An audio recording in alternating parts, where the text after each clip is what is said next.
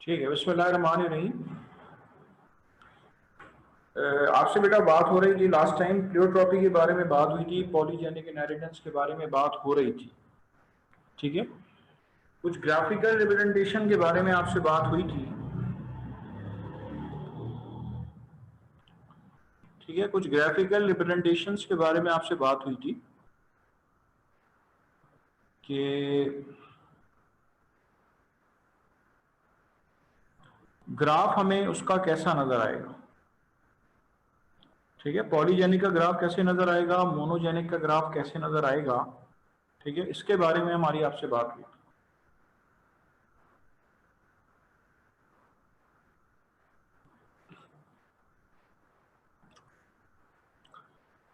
तो अब मजीद आपसे आगे बात करेंगे,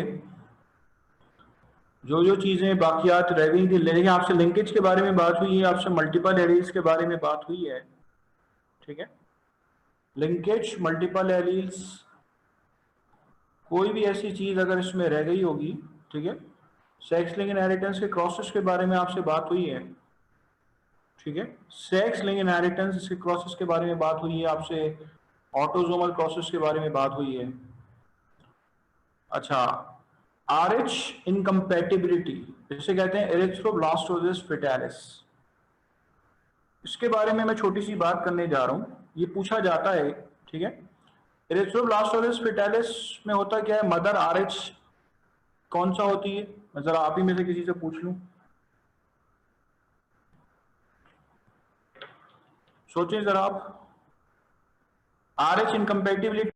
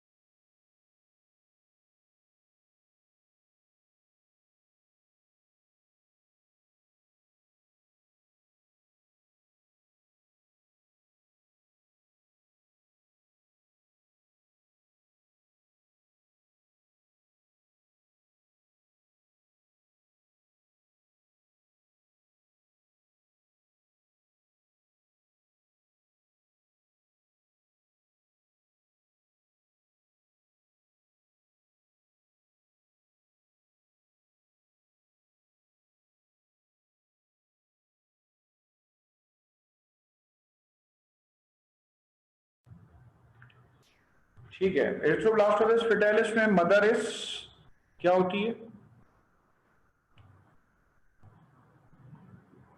ये अरीबा जफर, फातिमा असद, फातिमा रमजान बताएंगे।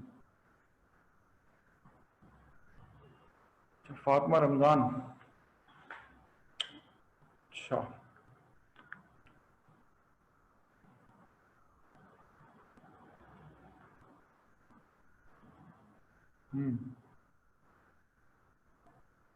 तीन लोगों ने हाथ खड़े कर लिए। असल में मुझे एक ऑप्शन नहीं आ रहा मेरे पास कि मैं आपको अनम्यूट कर सकूं, तो मैं फिर खुद ही बता देता हूं आपको। ऑप्शन नहीं आ रहा, प्लीज। उसी को मैं सर्च कर रहा था कि ऑप्शन क्यों नहीं आ रहा है। ठीक है, मदर इज आरएच नेगेटिव, आपको क्रॉस करके बता रहा हूं। ये देखो, mother is RH negative and father is RH positive। ठीक है, मदर RH नेगेटिव है, फादर RH पॉजिटिव है। इनका जो बेबी है वो क्या है? बेबी है आपके पास RH पॉजिटिव। ठीक है, बेबी जो है वो आपके पास RH पॉजिटिव।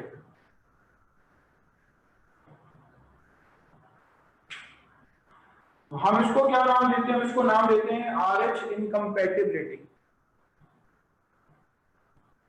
ठीक है, this is called RH incompatibility. ठीक है, ये RH इनकम्पैटिबिलिटी के नाम। ये देखिए, मां RH नेगेटिव है तो मां को हम रिप्रेजेंट करेंगे स्मॉल RH से स्मॉल RH।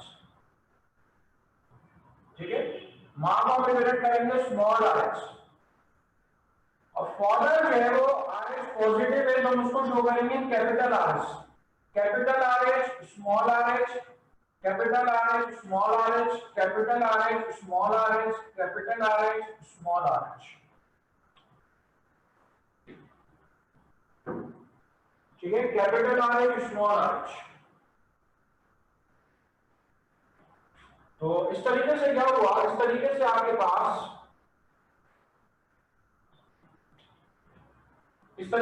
पास ये जो फीटस है, ये जो बेबी है, इसका ब्लड ग्रुप क्या है? इसका ब्लड ग्रुप आपके पास आ रहा है पॉजिटिव।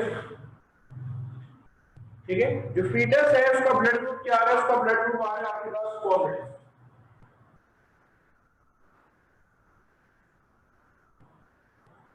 चलें, तो मदर RH नेगेटिव है और फीटस जो है वो आपके पास क्या है? फीटस जो है वो आपके पास RH पॉजिटिव।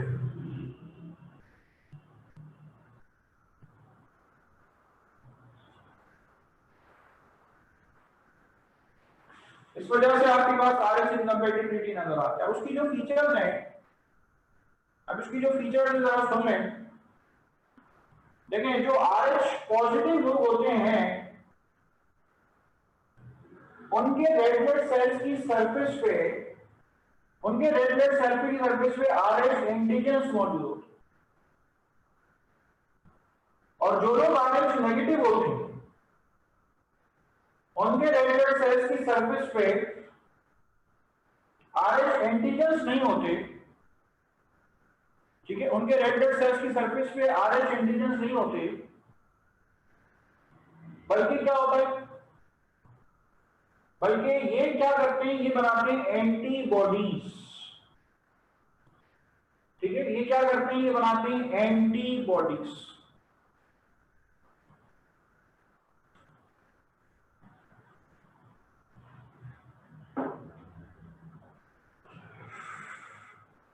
ठीक है,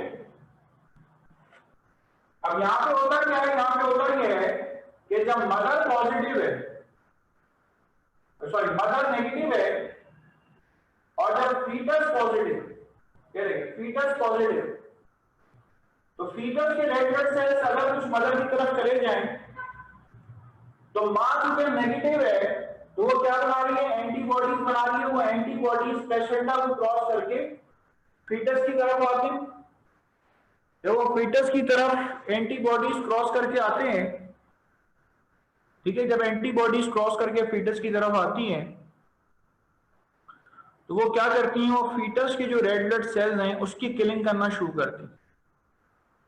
जब फीटल रेड ब्लड सेल्स जो हैं उसकी किलिंग करना शुरू करते हैं तो इससे क्या होता है, रेड ब्लड सेल्स की ब्रेकडाउन शुरू होती है। जब रेड ब्लड सेल्स की ब्रेकडाउन शुरू होती है तो रेड ब्लड सेल्स की ब्रेकडाउन की वजह से क्या होता है, रेड ब्लड सेल्स की ब्रेकडाउन की वजह से बिलिरुबिन बनता है।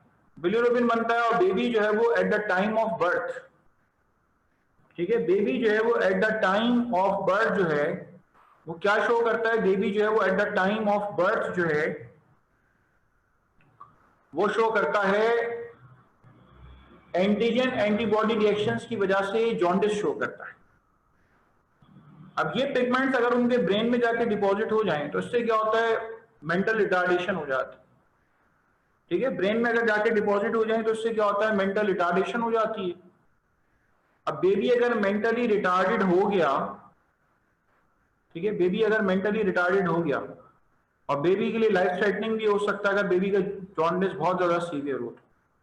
ठीक है, तो कंडीशन कहलाती है RH इनकम्पैटिबिलिटी।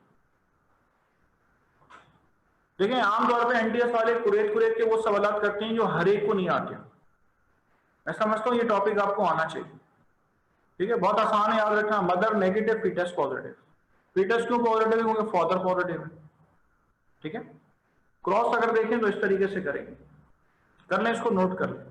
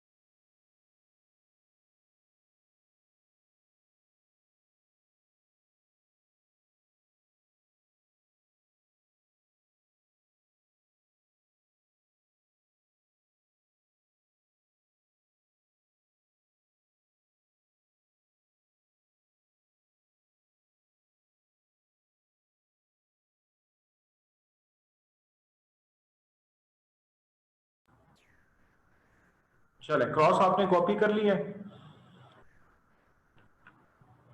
ठीक है, मैं यहाँ पे कुछ चीजें पूछना चाहता हूं। हरीम तारिक आपसे सवाल करूंगा।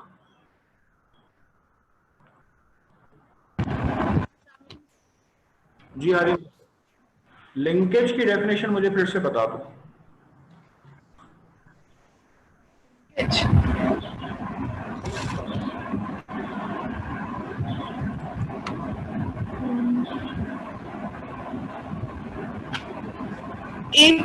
क्रोमोसोम डीएनए मतलब दो क्रोमोसोम्स एक साथ दो जीन्स एक्चुअली एक क्रोमोसोम पे मौजूद हो। डेफिनेशन प्रॉपर बताओ ना, मैंने आपको टॉपिक समझाया हुआ है, आप उस क्लास में नहीं थी क्या? नहीं थी सर, दो जीन्स एक क्रोमोसोम एक उस पे मौजूद हो, क्रोमोसोम पे। The tendency of genes on a chromosome to remain together, ठीक है, it's called what? It's called linkage, ठीक है। Tendency of genes on a chromosome to remain together called what? Called linkage। Genes की ये सलाहियत कि वो क्रोमोसोम्स पे रहें, ठीक है, ये क्या कहलाती है सलाहियत? ये कहलाती है आपके पास लिंकेज। आप पीछे पढ़ चुकी हैं वाली चीज। इसके अलावा मुझे ये बताओ अच्छा, लॉ ऑफ सेग्रीगेशन, अब मैं शुरू से पूछ रहा हूँ, लॉ ऑफ सेग्रीगेशन की बेटा स्टेटमेंट बता सकती हो मुझे? क्या है लॉ ऑफ सेग्रीगेशन की स्टेटमेंट? अब मैं पूरा चैप्टर स्विप कर रहा हूँ कि मुझे ये पता चल जाए कि किसको क्या चीज नहीं आती, तो फिर हम पूरे चैप्टर में से वो चीजें निकाल लेते हैं ताकि हमें अब चैप्टर जो है ना वाइंड अप करना है। लॉ ऑफ सेग्रीगेशन बताओ क्या होता है? सर, एक हर पेरेंट के पास एक सिंगल मतलब वो जो हर सिंगल पेरेंट के पास से एक सिंगल जीन आता है और वो एक ट्रेट होता है, एक फैक्टर होता है तो ऑफस्प्रिंग में दिखे। I want to hear a proper statement of law of segregation.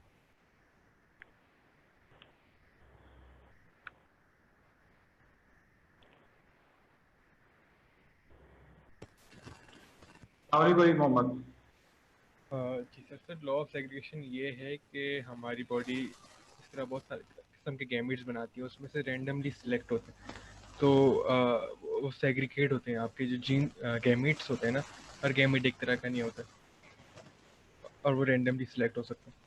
ये लॉ ऑफ सेग्रीगेशन है आपके पास। अच्छा आरिफ मोहम्मद नासिर, तुमने मियोसिस पढ़ी हुई है क्या? सर आपने पढ़ी आपने मियोसिस क्या है? जी सर, मियोसिस पढ़ी आपने? Meiosis, mitosis. जी जी। आपने उसमें देखा था कि क्रोमोसोम्स प्रोफेज आता है, फिर मेटाफेज पे क्रोमोसोम इक्वेटर पे आ जाते हैं, तो इक्वेटर पे आने के बाद क्रोमोसोम अपने पोल्स की जाने मूव करते हैं। ये पढ़ा हुआ है आपने? जी। जब क्रोमोसोम अपने अपने पोल्स पे मूव करते हैं, यही तो सेग्रीगेशन कहलाती है।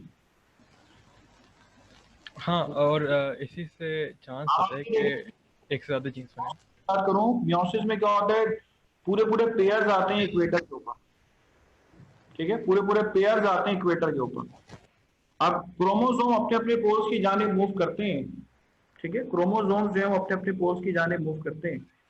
तो जो क्रोमोसोम अपने अपने पोल्स की जाने मूव कर रहे हैं, तो उनका ये मूव करना क्या कहलाता है? उनका ये मूव करना कहलाता है आपके पास सेग्रीगेशन, ठीक है। उनका ये मूव करना जो है अपने अपने पोल्स की जानिब जो है, ये कहलाता है segregation. This is called segregation, ठीक है। लॉ ऑफ सेग्रीगेशन क्या कहता है? मैं स्टेटमेंट पढ़ूं, आप सबसे कह रहा हूं कि जब मेरी स्टेटमेंट सुनेंगे आप, तो आपको खुद ही ध्यान में आ जाएगा। Genes are responsible for the development of individual at the time of gamete formation, ठीक है। At the time of gamete formation they segregate and pass into gametes in such a way that each gamete has only one gene for a character and is said to be pure, ठीक है। Jeans development के लिए responsible होते हैं, ठीक है। जब gametes बनते हैं तो गैमीट्स बनने के दौरान जीन्स एक दूसरे से अलग हो जाते हैं। जिस तरह जीन्स कब अलग होते हैं? जब मियोसिस के दौरान क्रोमोसोम अलग अलग होते हैं, तो उसी दौरान आपके पास जीन्स जो है वो अलग अलग हो जाते हैं। At the time of gamete formation, they segregate and pass into gametes in such a way, और gametes में इस अंदाज में पास होते हैं कि हर गैमेट के पास एक जीन मौजूद होता है और वो उसके लिए प्योर होता है। In such a way that each gamete has only one gene for a character and is said to be pure. ठीक है, हर गैमीट के पास अपने कैरेक्टर का सिर्फ एक जीन होता है और वो उसके लिए प्योर होता है। ठीक है, तो जो भी लॉ ऑफ सेग्रीगेशन की बात है, हम उसको बगैर मियोसिस समझे वो कर ही नहीं सकते। जिसने भी माइटोसिस मियोसिस पढ़ी भी है, अभी देखें आप फर्स्ट ईयर का चैप्टर पढ़ रहे हैं, सेकेंड ईयर में आपने माइटोसिस मियोसिस पढ़ी होगी। तो जो मियोसिस और माइटोसिस के दौरान क्रोमोसोम जो अपने अपने पोल्स पे मूव करते हैं, कब मूव करते हैं? मेटाफेज में क्रोमोसोम इक्वेटर पे आते हैं, फिर एनाफेज जब अपने अपने पोल्स की जाने मूव करते हैं, तो क्या होता है आपके पास, जो एनाफेज जो अपने अपने पोल्स की जाने मूव कर रहे हैं, तो यही दरअसल आपके पास क्या कहलाती है? यही दरअसल आपके पास कहलाती है segregation. Each gamete has only one gene for a character and is said to be pure। और वो उसके लिए क्या होता है? और वो उसके लिए प्योर होता है। ठीक है, चलें इसके बाद आ जाइए further, next to it is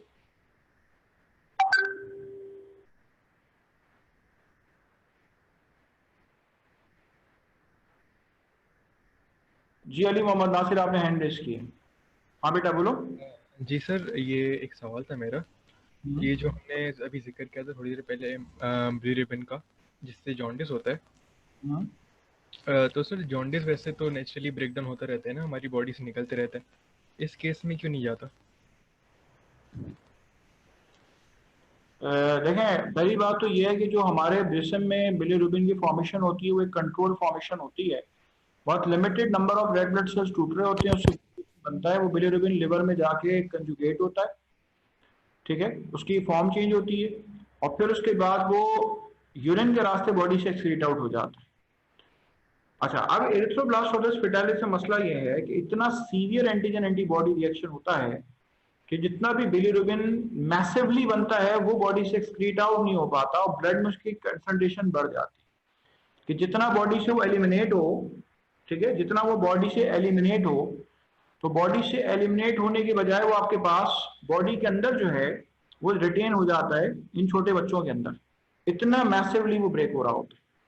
और फिर क्या होता है, उसकी कंसंट्रेशन हद से तजावुज कर जाती है, तो बच्चों का चूंकि ब्लड ब्रेन बैरियर कमजोर होता है, ठीक है, तो ये क्या होता है, ब्रेन में डिपॉजिट हो जाता है। और एक और बात बता दूं, आप फिर कहेंगे सर जो अक्सर बच्चे जब पैदा होते हैं तो उनको जॉन्डिस होता है।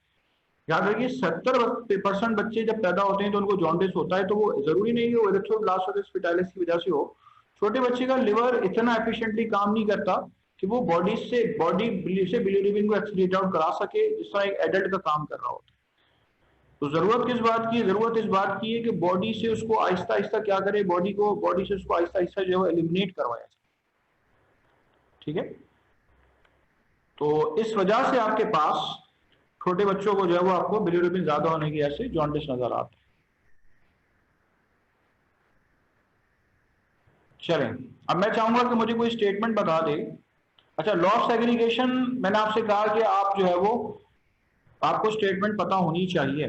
मैं लॉ ऑफ सेग्रीगेशन का आपको एक क्लॉज भी बता रहा हूं ताकि किसी को ये गिला ना हो कि लॉ ऑफ सेग्रीगेशन की आपके साथ बिल्कुल बात नहीं है। हालांकि मैंने जो क्रॉस किया हुआ है ये लॉ ऑफ सेग्रीगेशन की तो क्रॉस, फिर भी मैं आपको एक क्रॉस करके बता दूं।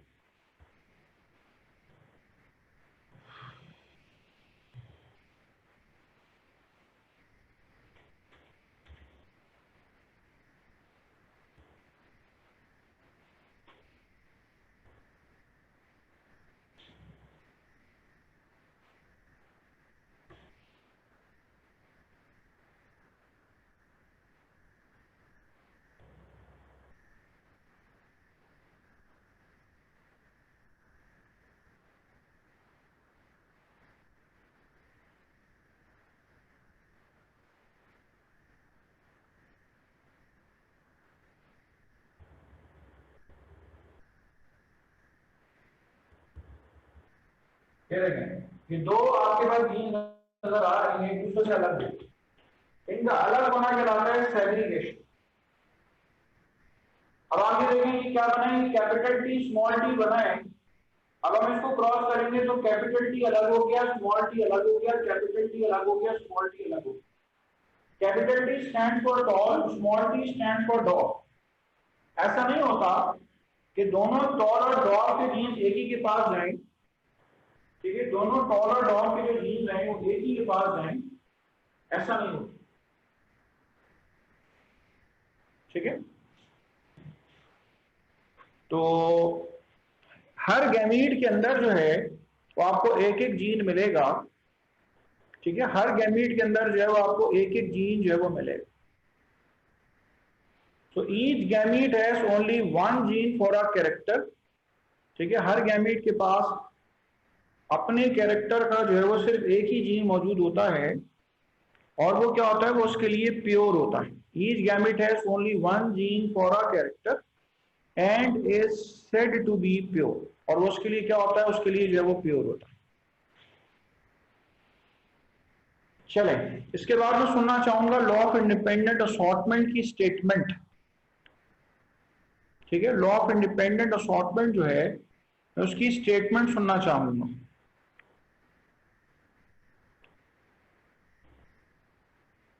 अच्छा, law of independent assortment Umayya अगर आप बता दें, हैंड रेज करें जरा।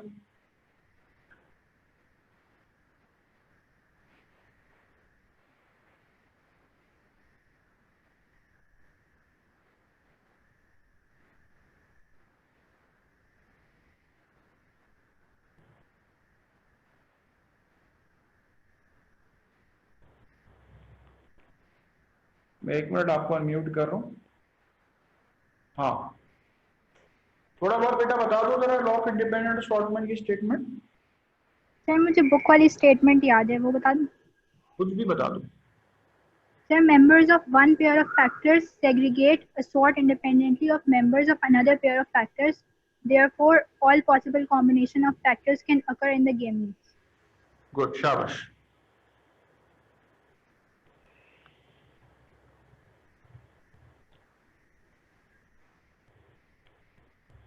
जो इन्होंने बात बताई है वो मतलब उसका ये है कि एक कैरेक्टर दूसरे कैरेक्टर से इंडिपेंडेंट होता है। मिसाल के तौर पे आपकी ईयर लोब है और आपके बालों का कलर है, ये दोनों एक दूसरे से क्या है, ये दोनों एक दूसरे से इंडिपेंडेंट। ठीक है, इंडिपेंडेंट है क्या मतलब, ऐसा हो सकता है कि पेरेंट्स में अभी एक साथ हैं, ऑफस्प्रिंग में हो सकता है कि एक साथ मौजूद ना हो।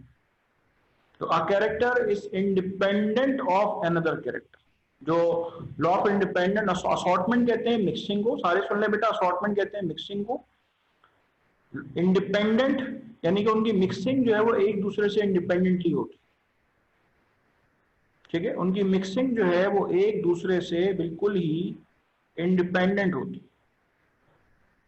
A character is independent of another character. एक कैरेक्टर जो है वो दूसरे से बिल्कुल ही क्या होता है, बिल्कुल ही इंडिपेंडेंट होता है। और ऑफस्प्रिंग्स के अंदर अगर जाएगा तो वो इंडिपेंडेंट ही जाएगा। ठीक है, चलें, तो ये आपके पास अब इसका क्रॉस मैं आपको करके बता देता हूँ। पहले जरा ये सवाल ले लें, अली मोहम्मद नासिर ने सवाल किया। और सर जैसे अगर जहाँ इंडिपेंडेंट असॉर्टमेंट नहीं होगी वहाँ हम कहेंगे कि लिंकेज है। हाँ, ये सारे आप जितने भी हैं सारे कान खोल के सुन लें, आप जरा गौर करें। देखिए, मैंने आपसे कहा कि आपकी जो ईयर लोब है और आपके जो बालों का कलर है, इनके जीन्स एक दूसरे से इंडिपेंडेंट हैं। इसमें यह भी जरूरी है कि ये दोनों अलग अलग क्रोमोसोम से मौजूद हों, या अगर सेम क्रोमोसोम्स पर ही मौजूद हैं तो वो एक दूसरे से इंतहाई दूर मौजूद। ठीक है, ये एक दूसरे से इंतहाई दूर मौजूद, तो ये बहुत जरूरी है। और अगर आपसे बात की जाए कि हम कहें लिंकेज के बारे में, तो उसमें क्रोमोसोम्स के ऊपर सेम क्रोमोसोम पे मौजूद होना जरूरी है और एक दूसरे के इंतहाई करीब मौजूद होना जरूरी है। आप बताएं जरा, झगड़ा जो था, देखें लॉ ऑफ इंडिपेंडेंट असॉर्टमेंट पेश की है सर मेंडल ने, और लॉ और लिंकेज की जो बात हुई है, ठीक है, लिंकेज की जो बात की है वो सर टीएच मॉर्गन ने की। टीएच मॉर्गन ने एतराज किया मेंडल साहब पे, भाई मुझे 9:3:3:1 मिल ही नहीं रहा है। वो कह रहा है मुझे तो 3:1 मिल रहा है डाई हाइब्रिड क्रॉस में, यानी कि दो कैरेक्टर के क्रॉस में। मेंडल साहब कह रहे हैं मैं सही हूं। ठीक है, मेंडल साहब कह रहे हैं मैं सही हूं, वो कह रहे हैं मैं सही हूं। ठीक है, मेंडल साहब कह रहे हैं मैं सही हूं, वो कह रहा है मैं सही हूं। अब दोनों अपनी अपनी जगह पे सही थे, ठीक है, दोनों में से कोई एक भी गलत नहीं था, ठीक है, दोनों अपनी अपनी जगहों पे सही थे। तो जिसकी वजह से क्या है, आपके पास दोनों अपनी अपनी जगहों पे बिल्कुल सही थे।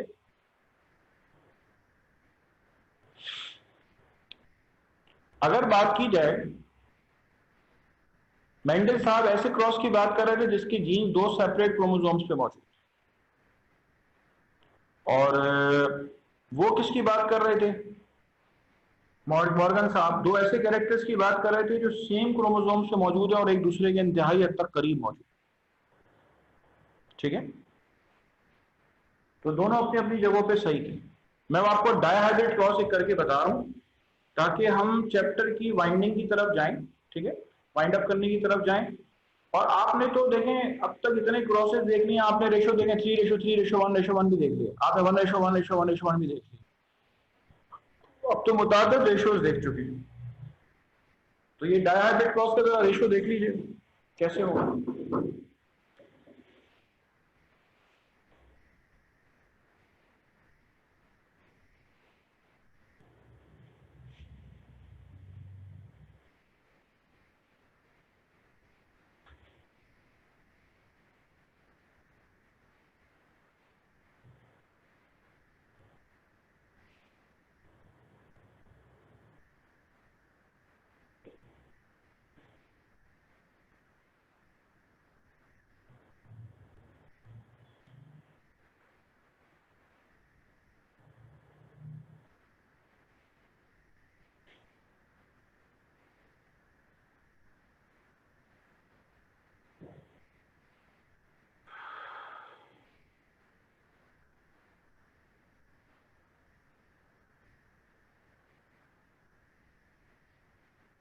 ठीक है, ये देखिए, ये आपके पास है F1 जनरेशन,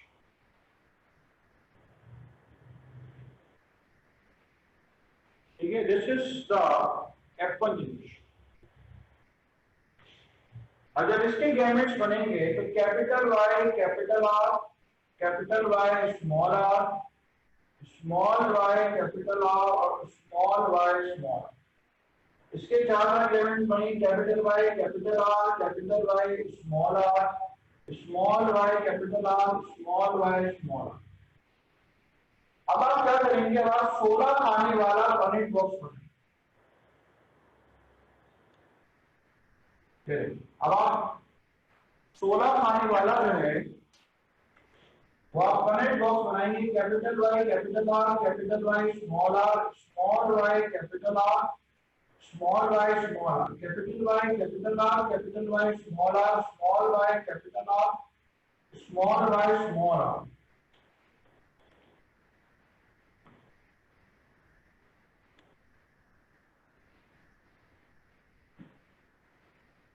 ठीक है,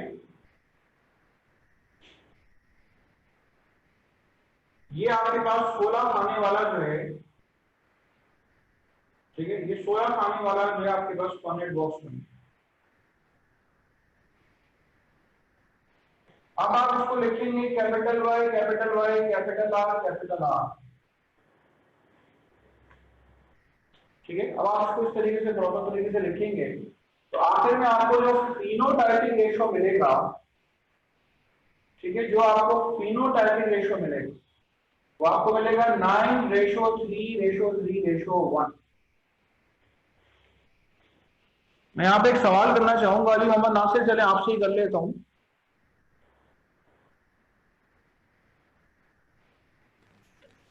जी सर।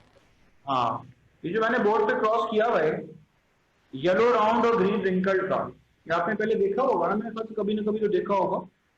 जी सर। अच्छा, अगर बेटा मैं इसमें सवाल आपसे ये कर लूं, how many phenotypes are there in this cross in F2 generation, क्या जवाब होगा आपको? Sir 4 phenotypes. Excellent, 4 phenotypes. और अगर मैं कहूं how many genotypes are there तो क्या कहेंगे? उस पर आपको जवाब मुझे देना चाहिए सर, हम निकालेंगे, ठीक है, हमें टाइम नहीं, हम निकाल लेंगे, ऐसा हो सकता है?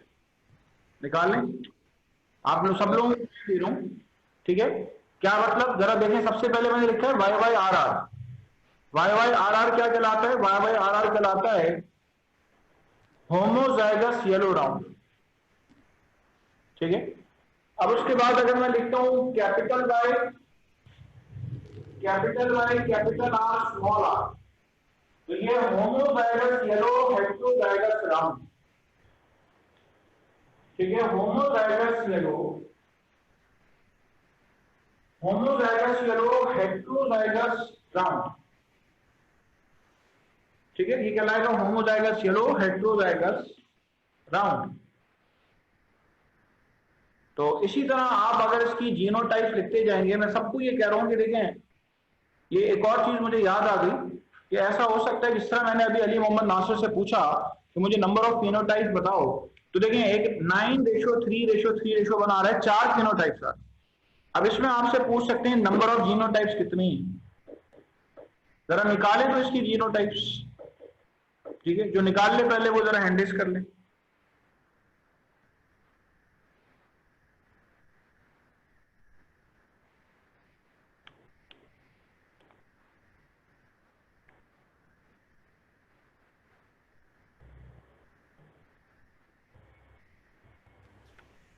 जी अली सर इसमें जीनोटाइप्स आपके पास 16 ही होंगे ना? करके देखो, 16 अगर होती हैं तो बता दो, ठीक है।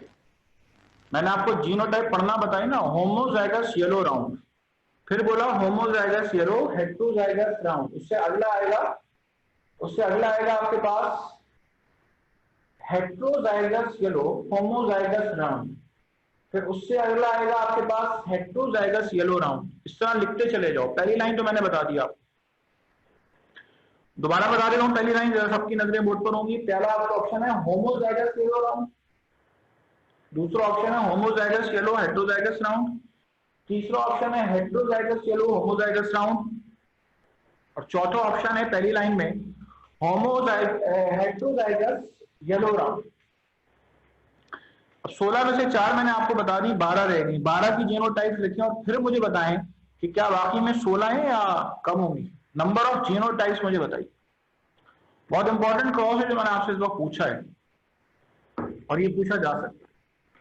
मैं स्विप करने जा रहा था, जो जो चीजें अगर कोई रह गई हैं तो अभी मेरे सामने ये चीज आई है, तो ये भी आपको आनी चाहिए। नंबर ऑफ जीनोटाइप्स, कोई मसला नहीं, 10 मिनट ले लें, ठीक है, टेक योर टाइम, कर लें सही से।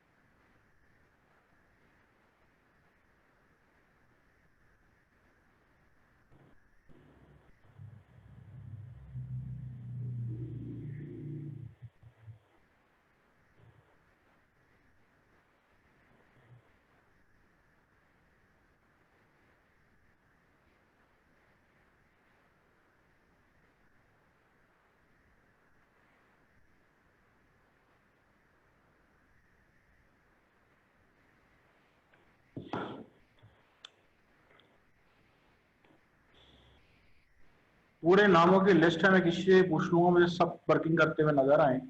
ठीक है, आप इस बार नंबर ऑफ जीनोटाइप्स मालूम कर रहे हैं, कितनी नंबर ऑफ जीनोटाइप्स?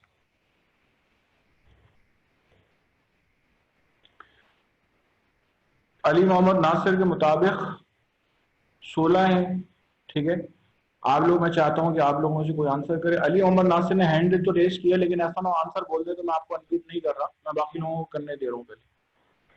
हो सकता है तुमने जल्दी जल्दी कर लिया हो, बाकी लोगों को तो करने दो, हो सकता है गलत किया हो, चिलुड़ी कौवा उड़ा खेलने का दिल जा रहा हो तुम्हारा।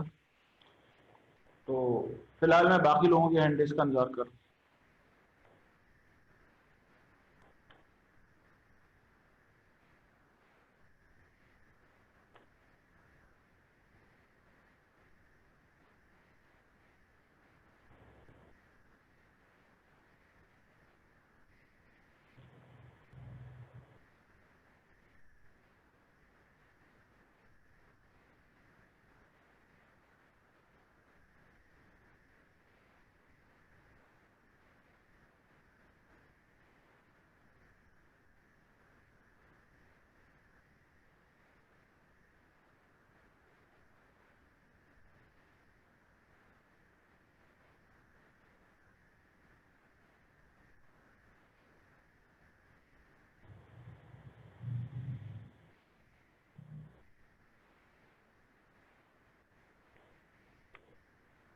और कोई उमैया के अलावा और कोई?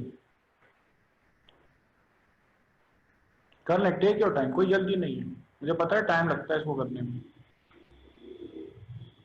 पूरा पूरा लिखें, होमोजाइगस हेटेरोजाइगस की फॉर्म में पूरा पूरा लिखें। 3 लोगों ने हाथ खड़े किए अभी तक।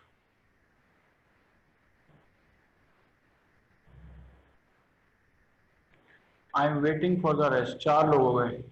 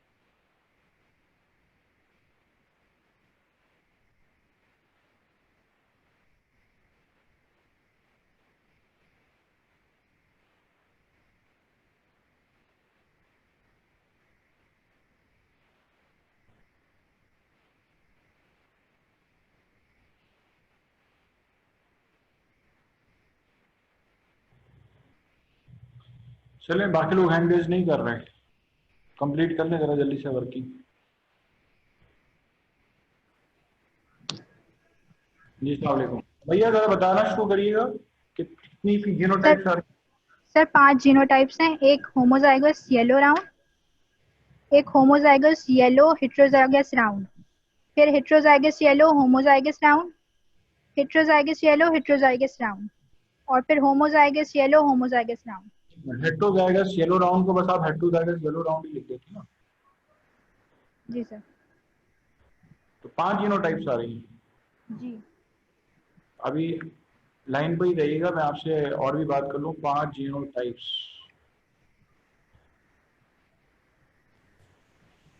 सर मेरी 9 जीनोटाइप्स आ रही हैं। 9 आ रही हैं। हाँ, अब बताओ शाबाश। उमैया जरा गौर से सुनो। अच्छा सर, मैं इसका बता देता हूँ। Capital Y, capital Y, capital R, capital R, capital Y, small R, capital R, capital, आपने जिस कहा था वैसे ही बतानी है ना आपने, होमोजाइगस और हेटेरोजाइगस की form. Capital Y, small Y, capital R, small R, capital Y, R, small R, small Y, capital R, small Y, capital R, small R, small Y, small R, small R, capital Y, small R, capital Y, small Y, small R, small R, इससे capital आपको Y. इससे सुनने वालों को समझ में नहीं आ रहा। ठीक है, मैं तीसरे को अनम्यूट कर रहा हूँ, ताकि जो मैंने करने को कहा था वो नहीं किया किसी ने। मैंने आपको बताया कि जिस तरह जीनोटाइप लिखते हैं ना, जीनोटाइप लिखने का तरीका ही यही है। जी फातिमा, फिर 9 आ रही है और इस तरह आ रही है कि homozygous yellow round, homozygous yellow, heterozygous round, heterozygous yellow, homozygous round, heterozygous yellow round, homozygous yellow and wrinkled, ठीक है, heterozygous yellow, homozygous wrinkled, homozygous green and round. हो जाएगा 3 राउंड, ठीक है। Homozygous now, green and heterozygous round, homozygous green and wrinkled. ठीक है, So, no. 9 हो गई जी। तो अब ये बताइए कि हाँ, अब ये बाकी लोगों से पूछ रहा हूँ, 9 तो है, जरा इस तरह से करें, आपको फिर टाइम दे रहा हूँ मजीद 2 मिनट, 2-3 मिनट और दे रहा हूँ। उमैया आप ही जरा चेक कर लें अपने पास, उमैया ने कहाँ गलती करी है भाई? सर मैंने रिंकल्ड को काउंट नहीं किया, राउंड में ही सब काउंट कर लिया। हाँ बेटा, रिंकल तो आएगा ना, जब आपके पास स्मॉल आर आएगा, स्मॉल आर तो रिंकल्ड होगा। अब वो रिंकल्ड में होमोजाइगस, रिंकल्ड तो खैर होमोजाइगस ही होता है, तो वहां पे तो आपको जीनोटाइप तो मेंशन करना होगी ना, तो 5 जीनोटाइप तो बिल्कुल भी नहीं आएंगे। दोबारा करो, चेक करो, बाकी जितने लोग हैं मूवी जरा देखें। 2 लोगों ने हाथ अभी खड़े किए हैं, तो मैं जरा अनम्यूट करके इनसे भी पूछ लूँ।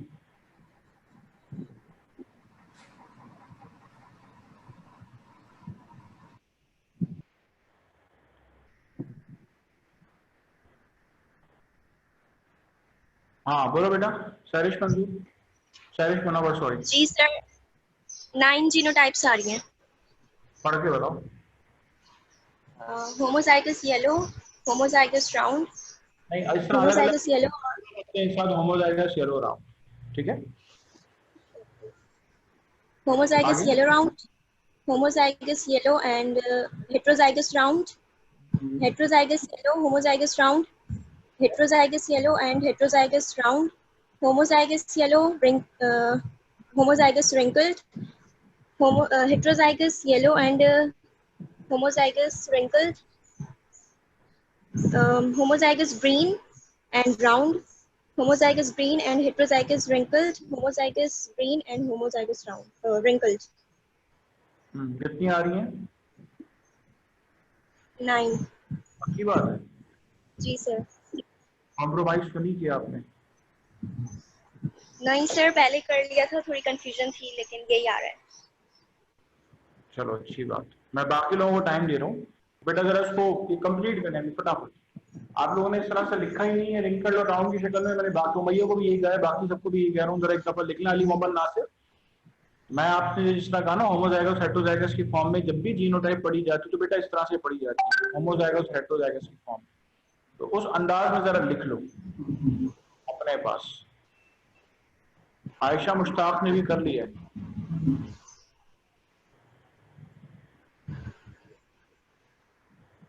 इनका म्यूट नहीं हो रहा। Yes sir, yes sir. आपने कर ली है, शोभिया राना आपने कर ली है। Yes, sir. शोभिया राना, आपकी नंबर ऑफ जीनोटाइप बेटा कितनी आ रही है? Sir, 9. पक्का? Yes, sir.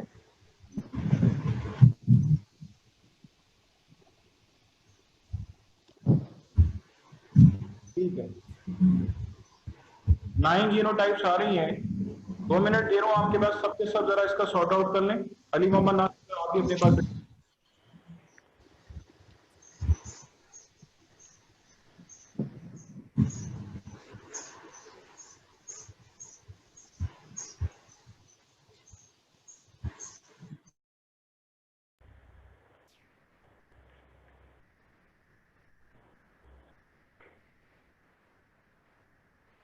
आपके टेस्ट में यही आपका जो चैप्टर जो आप कर रहे हैं यही आएगा, उसको सही से करें। कहीं से भी पूछा जा सकता है, ठीक है। जीन्स एंड वेरिएशंस, पेडिग्रीज भी पूछी जा सकती हैं। बस समझ लें कि आप इसको बस अब वाइंड अप कर रहे हैं चैप्टर को कल के टेस्ट में, ठीक है। जितना भी है कल के टेस्ट में दे दीजिए बस।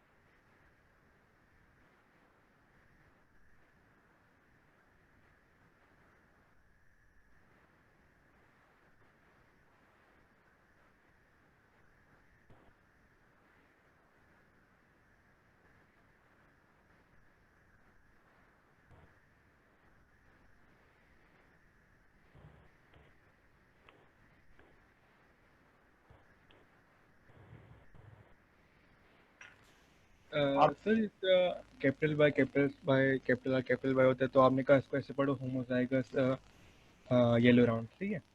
अगर ऐसे हो हमारे पास कि capital Y small Y capital R small R, तो हम उसको ऐसे पढ़ सकते हैं हेट्रोजाइगस येलो राउंड। हाँ बिल्कुल पढ़ सकते हैं, तो नहीं पढ़ सकते। आप इसको अलग पढ़ेंगे ना, हेट्रोजाइगस हेट्रोजाइगस राउंड, तो किसी किताब में आपको ये लिखा हुआ नहीं मिलेगा सर ना, आपको जीनोटाइप लिखी हुई मिलेगी, हेट्रोजाइगस येलो राउंड लिखी हुई मिलेगी। सही, ठीक, थैंक यू।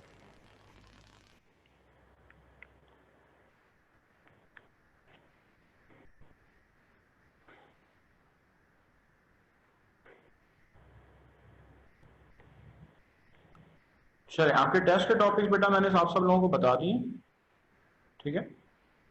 आपने सब कुछ करना है, ठीक है। RS कंपैटिबिलिटी भी आपको बता दी।